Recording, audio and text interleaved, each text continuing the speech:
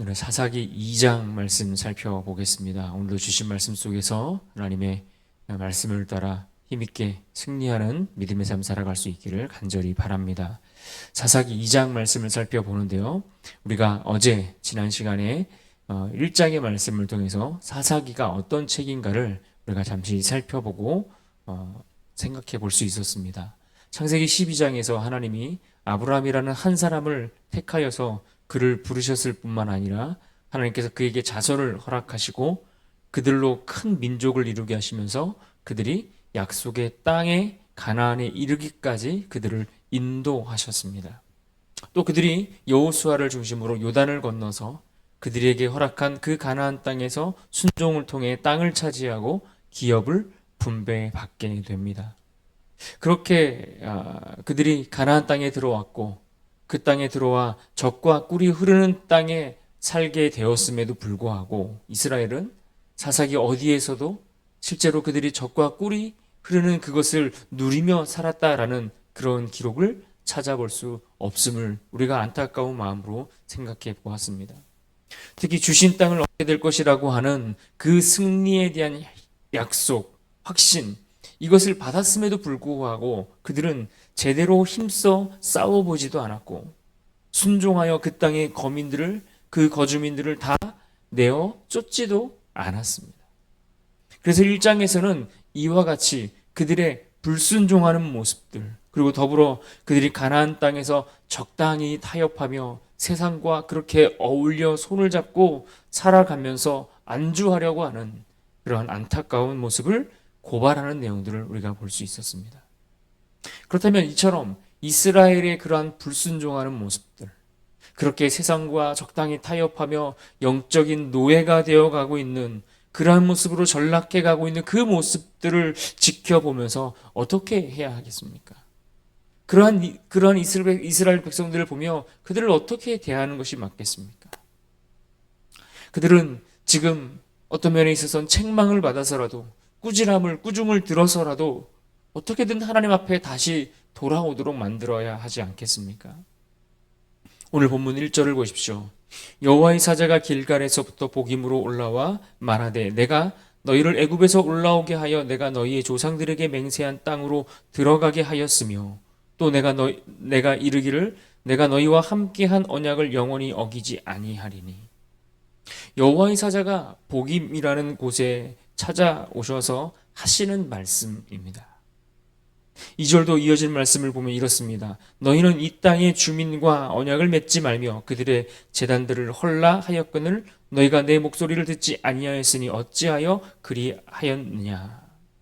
그렇습니다. 하나님 앞에 지금 불순종하여 가나안 주민들을 쫓아내지도 않고 그렇게 그들과 함께 어울려 적당히 타협하며 살아가는 이스라엘 백성들을 하나님이 그냥 내버려 두지 않고 계시는 겁니다.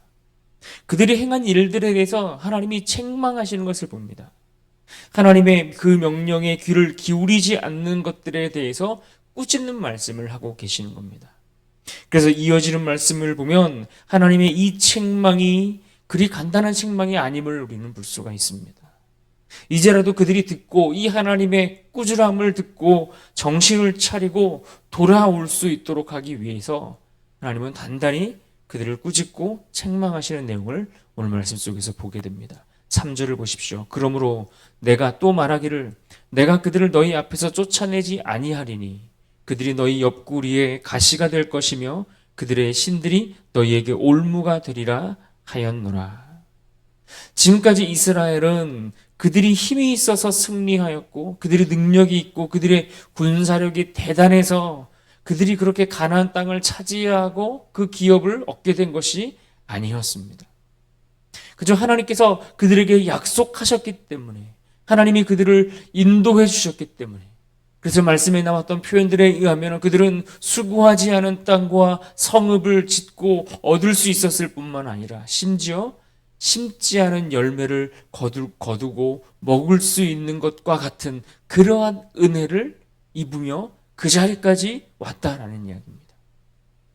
그런데 이 책망의 말씀을 보면 지금까지 그렇게 베푸셨던 하나님의 그 모든 은혜를 다 거두어 가시겠다라고 말씀하고 있습니다. 더 이상 하나님이 그들에게 베푸셨던 그러한 은혜들을 더 이상 그들에게 허락하지 않고 내가 이것을 다 빼앗아 가겠다라고 선언하고 계시는 말씀입니다.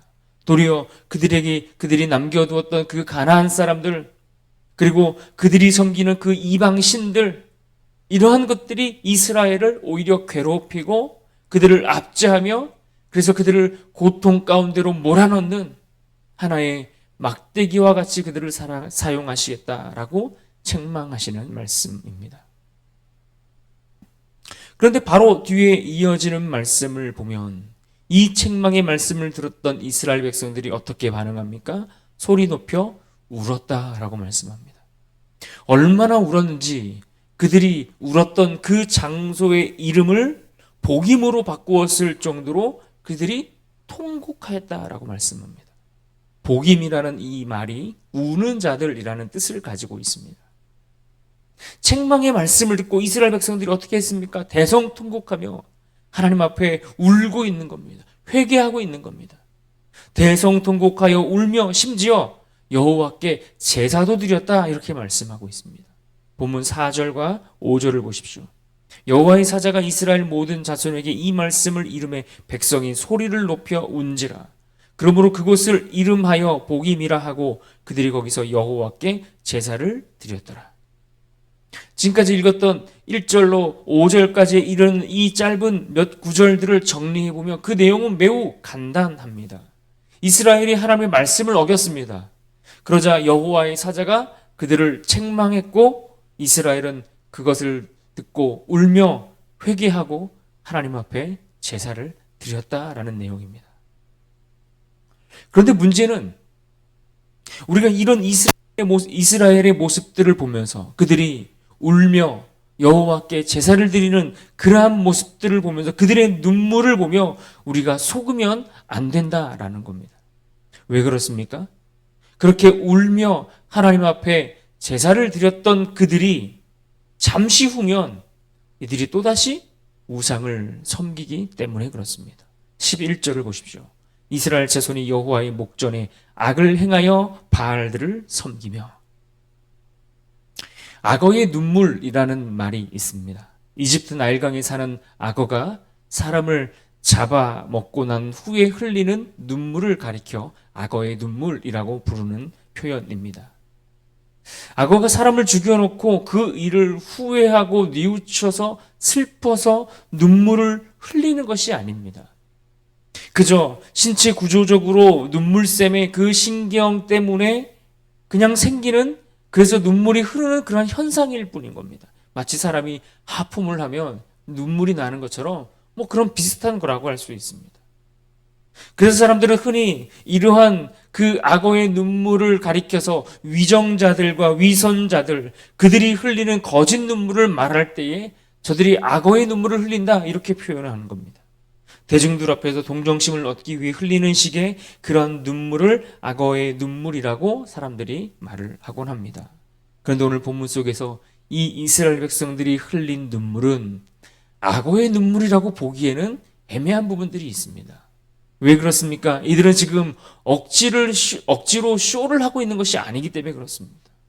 그들이 강제로 눈을 비비고 눈을 찔러서 쥐어짜듯 눈물을 그렇게 쏟아내고 있는 것이, 만들어내고 있는 것이 아닙니다. 나름 그들은 정말 진지하고 진심으로 눈물로 하나님 앞에 엎드렸고 그리고 제사 드리고 있기 때문에 그렇습니다.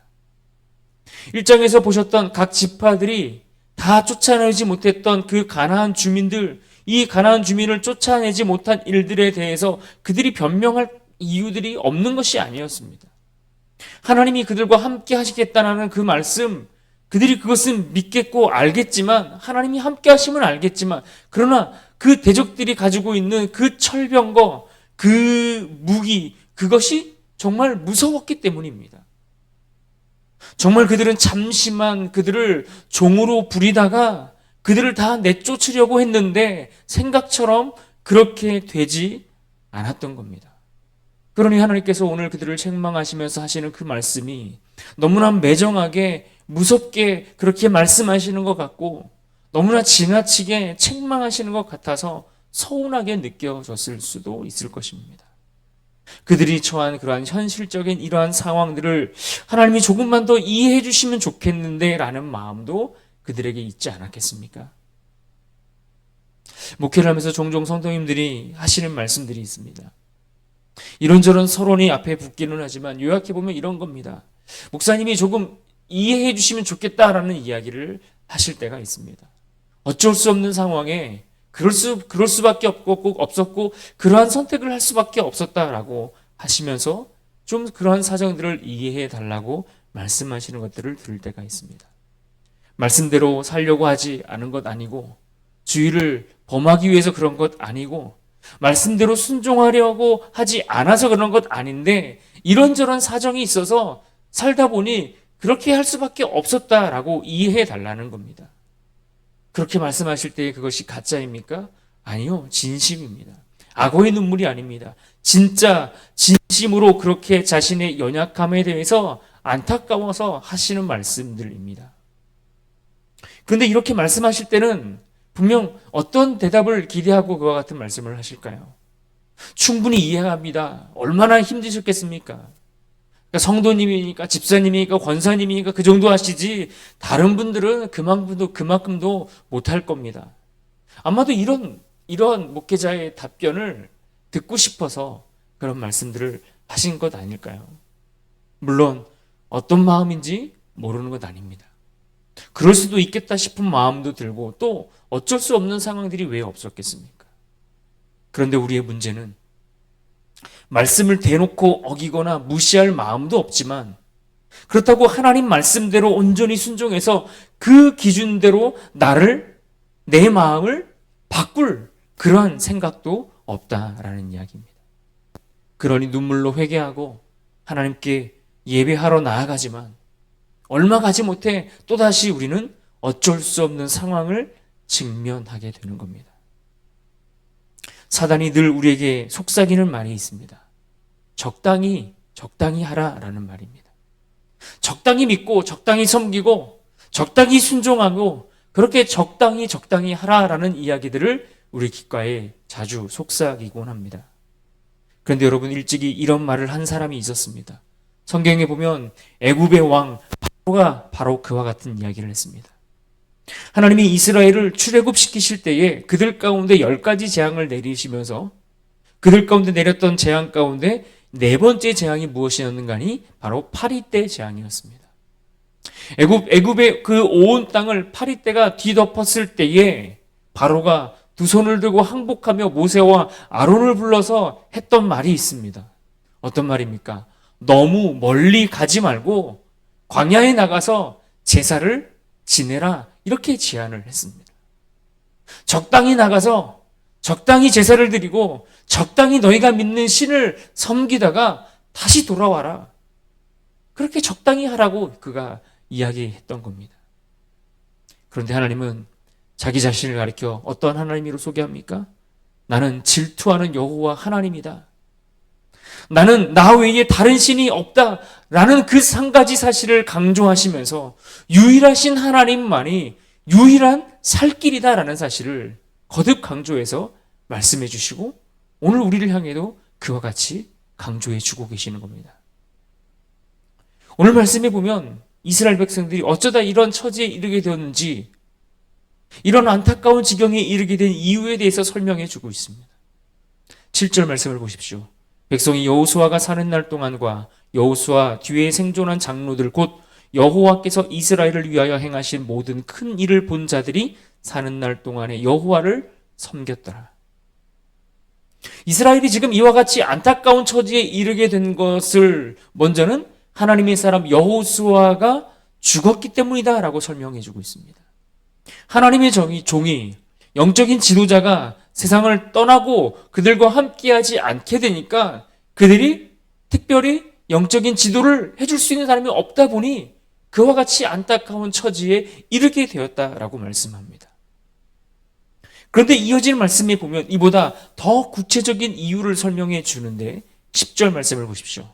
그 세대의 사람도 다 그 조상들에게로 돌아갔고 그 후에 일어난 다른 세대도 여호와를 알지 못하며 여호와께서 이스라엘을 위하여 행하신 일도 알지 못하였더라. 무슨 말입니까? 여호수아가 살아 있을 당시의 세대가 다 지나가고 그 시대에 섬겼던 이들이 다 떠나가고 나니까 문제가 생겼다는 이야기입니다. 한 세대가 지나가고 또 다른 세대가 지나가고 또 다른 세대가 일어났는데 이들은 점점 하나님에 대해서, 하나님이 어떠한 분인지, 그 하나님이 어떠한 일들을 행하셨는지 이러한 것들에 대해서 점점 알지 못하는 세대들이 태어나기 시작했다는 겁니다. 이스라엘은 가나안 땅에 들어가서 오늘 말씀에 보면 바알을 섬기는 일에 빠졌다라고 이야기합니다. 13절을 보십시오. 곧 그들이 여호와를 버리고 바알과 아스다롯을 섬겼으므로. 가나안 땅의 그 신화에 따르면, 가나안 신화에 따르면 이 바알과 아스다롯이, 이 두 신이 육체적 관계를 맺으면 비가 내린다라고 이야기합니다. 그래서 가나안의 그 이방 신들을 섬기는 그런 신전들을 가보면 그곳에 많은 창기들이 존재하는 이유도 바로 그와 같은 이유들 때문입니다. 가나안 땅에 들어가 살아가는 이스라엘을 생각해 보십시오. 그들은 가나안 땅에 들어가서 이전과 같이 목축업을 하면서 살아가는 것이 아니라 농사를 지으며 살아가게 됩니다. 그렇게 되면 무엇이 필요할까요? 물이 필요합니다. 물이 넉넉해야 되고 적당한 비가 항상 내려야만 합니다. 하지만 그들이 살아가는 그 팔레스타인 지역에는 물이 넉넉한 환경이 되지 못합니다. 그런 환경이 아닙니다. 그러니 이 바알이 비를 주관하는, 풍요를 주관한다라고 하는 그 가나안 사람들의 말에 너무나 쉽게 현혹되어 그들을 쫓아가는 모습을 보여줍니다. 그런데 이 상황들을 놓고 보면 너무나 쉽게 그들의 말에 넘어가는 것처럼 보여지지만 사실 그리 단순한 문제가 아닙니다. 왜 그렇습니까? 이스라엘은 지금 단단히 탐욕에 이끌려 있습니다. 뿐만 아니라 그들이 지금까지 믿고 있었던 그 하나님에 대해서, 그 하나님이 어떤 하나님인지에 대해서 그들은 잘 알지 못합니다. 이스라엘은 지금 하나님을 어떤 하나님으로 생각하고 있습니까? 하나님은 그들을 전쟁에서 승리를 주시는, 전쟁을 주관하시는, 전쟁에만 능한 그러한 신으로 여겨왔다라는 이야기입니다. 하나님이 우리 삶의 모든 것을 주관하시고 주장하시는 그러한 참 신이라는 사실을 그들은 알지 못했습니다. 하나님이 자기들의 삶의 전 영역을 관장하시는 분임을 알지 못하니까 그들은 바알을 따라가는 겁니다. 아스다롯을 쫓는 겁니다. 그런 모습을 옆에서 지켜보고 있는 다음 세대들, 우리의 자녀들, 그들이 무엇을 보고 배울까요? 똑같이 그 부모 세대가 가지고 있는 그 탐욕을 따라가는 겁니다. 그러면서 심지어 풍요를 주관하는 신이 하나님이 아니라 바알이라고 그들도 배우고 믿고 따라가게 되는 겁니다. 결국 이스라엘이 그와 같은 안타까운 처지에 이르게 된 것은 그들의 신앙이 그들의 부모 세대, 그들의 앞선 세대들의 삶의 모습 속에서 보여주었던 그 신앙이 결국 그들에게 전달되면서, 다시 말해 여호와를 믿는 신앙이 제대로 전수가 되지 않게 되니까 그들이 안타까운 처지, 안타까운 상황을 맞게 되었다라는 이야기입니다. 오늘날은 다를까요? 우리가 농사를 짓지는 않지만 우리는 이 땅을 살면서 돈을 벌며 살아갑니다. 농사를 짓기 위해 풍요를 바라고 지나친 탐욕에 이끌려 우상을 쫓는 것과 마찬가지로 오늘 우리가 살아가면서 그 돈을 버는 그 과정을 통해 인간의 욕심이 그 안에 그대로 그 과정 속에 드러나고 보여지게 되는 겁니다. 돈을 대하는 우리의 태도, 그 물질을 대하는 그 자세와 그러한 것을 통해서 우리가 믿는 하나님이 우리에게 어떤 하나님인가를 그대로 보여주게 되는 겁니다. 그리고 그것을 누가 봅니까? 우리 옆에서 함께 자라는 우리의 자녀 세대들, 우리의 다음 세대들도 그것을 그대로 보며 성장하게 되는 것 아니겠습니까? 그러므로 말씀을 통해서 우리가 고백할 것은 무엇입니까? 이스라엘의 그러한 안타까운 모습들을 보면서 그들이 보여주는 그들의 우매함과 마찬가지로 우리도 그와 같은 어리석음을 우리도 동일하게 가지고 있다는 사실을 인정하지 않을 수 없는 겁니다. 생각으로만 하나님을 섬길 뿐 실제로 살아가는 일에는 마치 바알을 섬기듯 어리석은 일들을 우리도 행하고 있다는 사실을 우리는 인정할 수 있고 또 그것에 대해 유념해야만 합니다. 그런 의미에서 오늘 말씀 가운데 우리가 특별히 붙들고 기억해야 될 말씀이 있습니다. 본문 2절의 말씀을 우리가 다시 읽고 이 말씀을 붙들고 승리할 수 있기를 바랍니다. 2절 말씀 우리 함께 한 목소리로 읽습니다. 시작. 너희는 이 땅의 주민과 언약을 맺지 말며 그들의 제단들을 헐라하였거늘 너희가 내 목소리를 듣지 아니하였으니 어찌하여 그리하였느냐. 아멘. 오늘 우리를 향해 책망하시는 이 하나님의 말씀을 우리 마음 가운데, 심령 가운데 새겨 들을 수 있기를 바랍니다. 그래서 우리가 이 땅을 살면서 적당히 믿는 자들이 아니라 온전히 하나님을 섬기는 그러한 믿음의 사람들로 이 하루도 힘써 살아갈 수 있기를 주님의 이름으로 축원합니다.